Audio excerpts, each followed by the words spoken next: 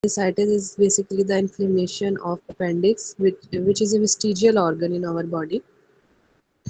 तो अपेंडिसाइटिस की अगर हम बात करते हैं तो ये most common abdominal surgical emergency है। इसलिए इमरजेंसी है क्योंकि अगर हम इसको अनट्रीटेड छोड़ दें या इग्नोर्ड इस कंडीशन को रहने दें तो क्या होगा कि विद इन 36 आवर्स जो है वो परफोरेट कर सकती है अपेंडिक्स, जिसकी वजह से क्या होगा कि जो इन्फेक्शन है वो पेशेंट जो ये लाइफ थ्रेटनिंग कंडीशन बन जाती है पेशेंट के लिए। तो जो जैसे कि मैंने आपको बताया कि जो अपेंडिसाइटिस है वो कॉमन एब्डोमिनल सर्जिकल इमरजेंसी और ये तकरीबन अगर हम बात करते हैं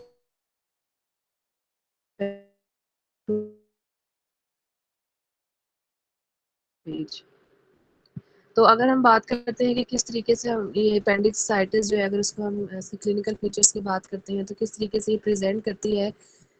तो अगर हम कॉज की बात करते हैं सबसे पहले तो अपेंडिसाइटिस क्या होता है, बेसिकली इन्फ्लेमेशन हो जाती है अपेंडिक्स की, और ये क्यों होता है, ये अपेंडिक्स की ऑब्स्ट्रक्शन हो जाती है, वो किसी फिकल मटेरियल की वजह से भी हो सकती है, कोई इन्फ्लेमेटरी कंडीशन है या कोई फॉरेन बॉडी इन्फेक्शन हो गई है अपेंडिक्स में। इसके अलावा क्या है कि कोई न्यूप्लाज्म बन गया, कोई कैंसरियस ग्रोथ हो गई है। ये जो ऑब्स्ट्रक्शन होती है ये क्या करती है कि जो इंटेस्टाइनल या ल्यूमन होता है, अपेंडिक्स का जो ल्यूमन होता है उसकी ऑब्स्ट्रक्शन हो जाती है, जिसकी वजह से क्या होगा कि इंट्राल्यूमन जो है प्रेशर इंक्रीज हो जाएगा और वेनस कंजेशन हो जाएगी, इन्फेक्शन होगा, क्योंकि अगर एक चीज़ है, एक फिकल मटेरियल है या कोई भी फॉरेन बॉडी है, अगर उसकी इन्फेक्शन होगी तो with the passage of time क्या होगा कि वो वहाँ पे पड़े पड़े जो है उसका इन्फेक्शन उसमें जो है वो इनिशिएट हो जाएंगे, वेसल्स की थ्रोम्बोसिस स्टार्ट हो जाएगी। तो ये सारी हम कह सकते हैं कि पैथोलॉजी है किसकी, अपेंडिसाइटिस की। तो अगर इसको अनट्रीटेड रहने दिया जाए तो क्या होगा कि with the passage of time जो है गैंग्रीन डेवलप हो जाएगी। गैंग्रीन जैसे कि हम सब जानते हैं कि टिश्यू डेथ होती है due to loss of adequate blood supply. तो एट द एंड क्या होगा कि अगर इसको अनट्रीटेड रहने दिया जाए तो विद इन 36 आवर्स जो है वो परफोरेशन डेवलप कर जाएगी। अगर हम बात करते हैं क्लिनिकल फीचर्स की कि किससे कौन से ऐसे टिपिकल फीचर्स हैं जो अगर हम किसी भी पेशेंट में किसी भी पर्सन में देखते हैं तो हमें फ़ौरन से जो है वो एक अलार्मिंग सिचुएशन होगी, या हमें फ़ौरन से जो है वो किस तरह से अपना उस पेशेंट को के लिए प्रोविजनल डायग्नोसिस बना लेना चाहिए कि ये अपेंडिक्स का पेशेंट हो सकता है। या उसमें सबसे पहले आ जाती है पेन। तो अगर हम बात करते हैं पेन की इन केस ऑफ अपेंडिसाइटिस तो क्या होता है हमारे पास कि ये स्टार्ट में जो है ये पेन जो है वो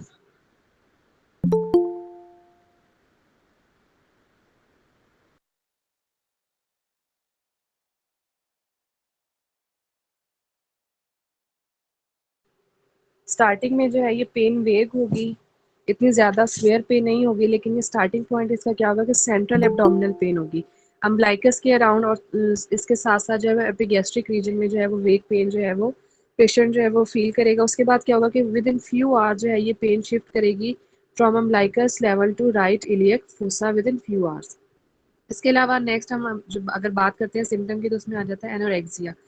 एनोरेक्सिया में किस तरीके से होगा पेशेंट को कि पेन जब पहले जो फर्स्ट जो सिम्टम डेवलप होती है वो पेन की होती है, और पेन के बाद जो है वो पेशेंट जो है वो खाना पीना छोड़ देता है। एनोरेक्सिया की जो कंडीशन है वो डेवलप हो जाती है। इसके अलावा क्या होता है पेशेंट को नोजिया और वॉमिट होगी। अपेंडिसाइटिस के केस में वॉमिटिंग इतनी फ्रीक्वेंट नहीं होती, लेकिन पेशेंट जो है वो नोजिया बहुत ज़्यादा फील करता है, नोजिया जो है वो फ्रीक्वेंट होता है। नेक्स्ट हमारे पास आ जाता है कि कॉन्स्टिपेशन या डायरिया। तो मोस्टली ये देखा गया है कि जो अपेंडिसाइटिस डेवलप इसमें ये होता है हमारे पास कि कॉन्स्टिपेशन जो है वो ज़्यादातर देखी गई है कि पेशेंट में अपेंडिसाइटिस के पेशेंट में पेन के अटैक से फ्यू डेज बिफोर ही जो है वो कॉन्स्टिपेशन डेवलप हो जाती है। लेकिन कुछ पेशेंट में देखा गया है कि कॉन्स्टिपेशन नहीं बल्कि डायरिया डेवलप हुआ है। अगर हम बात करते हैं साइन की तो अपेंडिसाइटिस का जो पेशेंट होगा, क्योंकि इन्फ्लेमेशन है तो सारे इन्फ्लेमेटरी कंडीशन में जो भी आपके पास साइंस होते हैं वो सारे पेशेंट उस सब प्रेजेंट करेगा। पेशेंट को फीवर होगा लेकिन लो ग्रेड फीवर होगा, 100 फ़ारेनहाइट, वाइट टंग होगी। इसके अलावा राइट इलियक फोसा में जो कि एनाटॉमिकल साइट है हमारे पास अपेंडिक्स की, तो वहाँ पे क्या होगा कि टेंडरनेस होगी। इसके अलावा लोकलाइज्ड गार्डिंग होगी ओवर द इन्फ्लेम्ड अपेंडिक्स। अच्छा, इसके अलावा हमारे पास कुछ साइन होते हैं कि ये तो हमारे पास हो गया साइन एंड सिम्टम्स आ गए, जिसकी बेसिस पे हम कह सकते हैं कि पेशेंट जो है वो सस्पेक्टेड केस है हमारे पास अपेंडिसाइटिस का। इसके अलावा कुछ कंफर्मेटरी साइंस होते हैं कि अगर वो परफॉर्म मैन्यूवर्स होते हैं, अगर हम वो परफॉर्म करते हैं तो उसके बाद क्या आता है कि वो मजीद कंफर्मेशन कर देते हैं कि either is patient of appendicitis और नॉट। तो उसमें सबसे पहले हमारे पास आ जाता है रॉसिंग साइन। इस साइन में हम पेशेंट को क्या कहते हैं कि प्रेशर अप्लाई करते हैं लेफ्ट इलियक फोसा पे पेशेंट के, लेफ्ट इलियक फोसा पे प्रेशर अप्लाई करते हैं तो पेशेंट को पेन होती है राइट इलियक फोसा में। तो अगर हम तो ये आपके पास क्या होता है, कन्फर्मेटरी साइन होता है किसका, अपेंडिसाइटिस का। नेक्स्ट हमारे पास आ जाता है स्वेस साइन।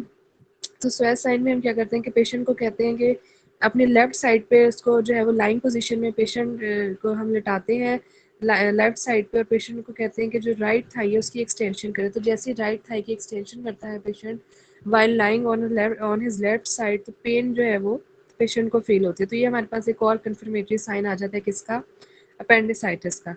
इसके अलावा हमारे पास आती है रीबाउंड टेंडरनेस। टेंडरनेस क्या होता है कि जैसे हम प्रेशर अप्लाई करके राइट इलियक फोसा पे हम जैसे प्रेशर रिलीज करते हैं तो पेशेंट को स्वेयर पेन होती है, जिसको हम कहते हैं रीबाउंड टेंडरनेस।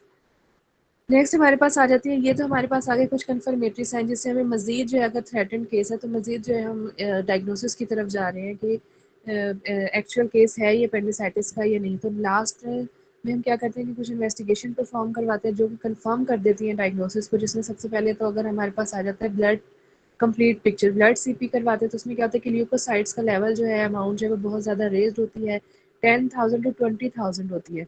और इसमें क्या होता है, न्यूट्रोफिलिया होता है, न्यूट्रोफिल्स का जो आपके पास अमाउंट है या रेंज है वो बहुत ज़्यादा इंक्रीज हुई होती है। इसके अलावा नेक्स्ट हमारे पास इन्वेस्टिगेशन आ जाती है अल्ट्रासाउंड। अल्ट्रासाउंड अपेंडिक्स के केस में जो डायग्नोस्टिक एक्यूरेसी है हमारे पास अल्ट्रासाउंड की वो 85% से ज़्यादा है। लेकिन अगर क्लिनिकल डायग्नोसिस बहुत ज़्यादा स्ट्रॉन्ग है तो बाज़ दफ़ा क्या होता है कि अल्ट्रासाउंड परफॉर्म नहीं भी करवाया जाता अगर हम बाकी साइन एंड सिम्टम और कन्फर्मेटरी साइन से ऑलरेडी हमारा क्लिनिकल जो डायग्नोसिस है वो स्ट्रॉन्ग हो।